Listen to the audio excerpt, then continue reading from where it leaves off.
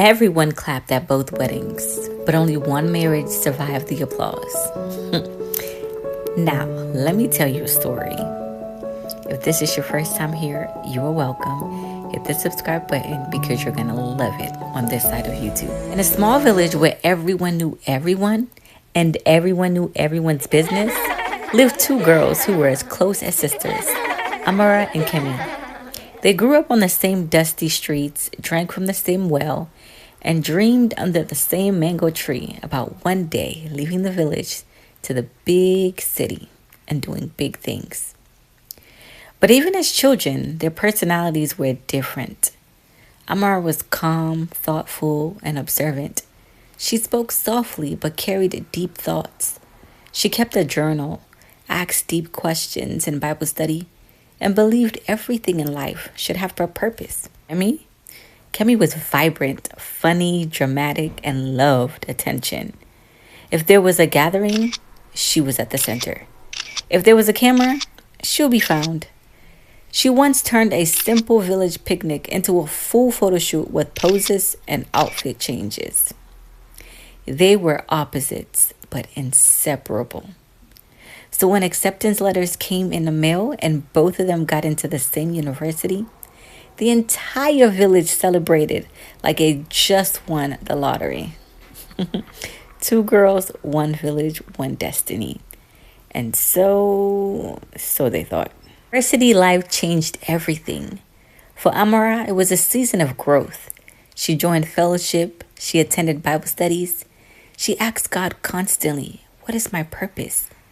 Who am I becoming?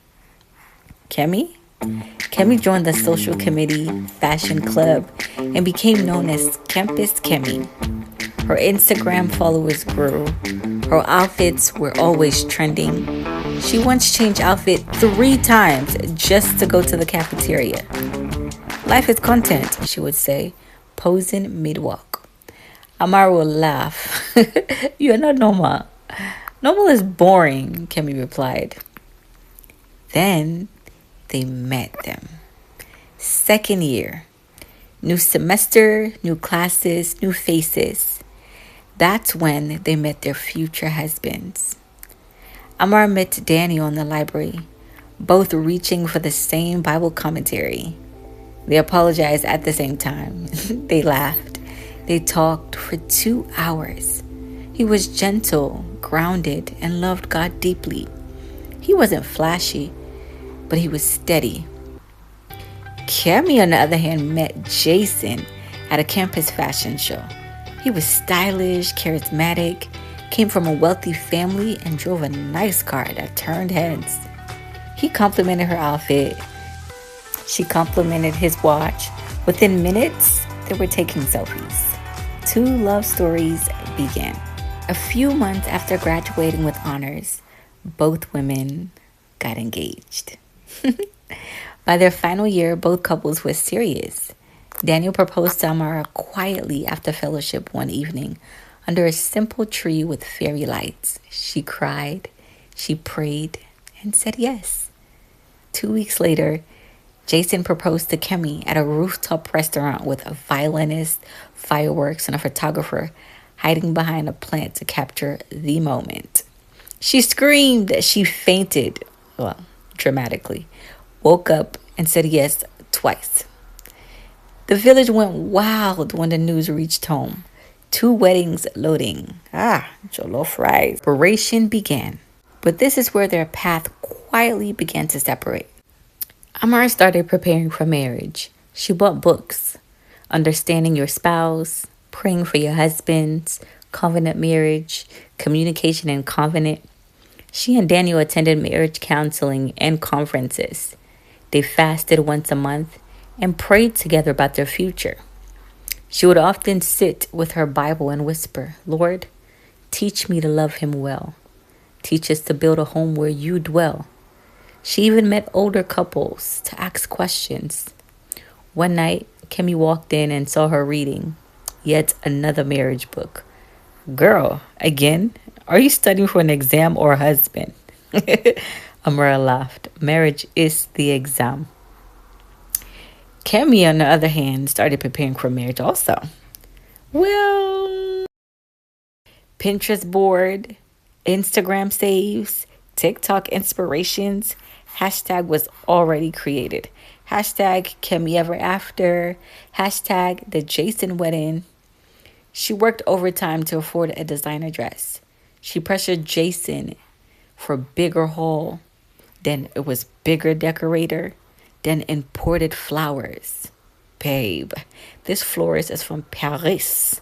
We need them, she said. Jason hesitated. The budget. It's once in a lifetime, she insisted. Soon, financial tension crept in. Arguments started. But Kemi brushed them off. This wedding must trend, she told Amara. I want blogs to pick it up. I want people to remember this wedding for years. Amara gently asked, but will they remember the marriage? Kemi waved her off. Please, don't start preaching. Both weddings happened weeks apart. Amara's was simple but beautiful. Worship filled the room. Prayers echoed. There was a joy, a peace, a presence. The Holy Spirit was in the room. The guests left saying God was truly here. Kemi's wedding, it was turned. It was a masterpiece. Luxury decor, 5 outfit changes, drone cameras, live band. What? A huge buffet. It trended online for days. The blogs reposted. People called it the wedding of the year. And she and her husband made the wedding magazine. Kemi glowed. She had achieved her dream. 1 year later, silence. No posts from Kemi. No couple pictures. No hashtags. Then whispers began. Financial strain, constant arguments, unmet expectations. 2 people who planned a wedding but never prepared a life together. Their marriage quietly collapsed under pressure. Meanwhile, Amar and Daniel were flashily online, but they were strong offline. They prayed together, communicated, they learned, they grew. Not perfect, but rooted. One evening, Kemi visited Amara. No makeup, no designer bag, just tears.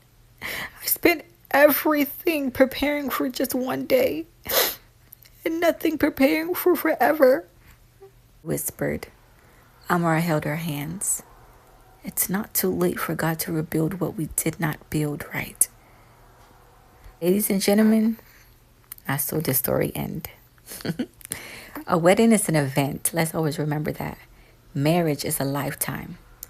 One lasts a day, the other lasts a destiny. Don't spend years preparing for photos and 0 time preparing for purpose. Because applause fades, decor comes down, the guest will go home, but character, prayer, and foundation are what keep 2 people standing when real life begins.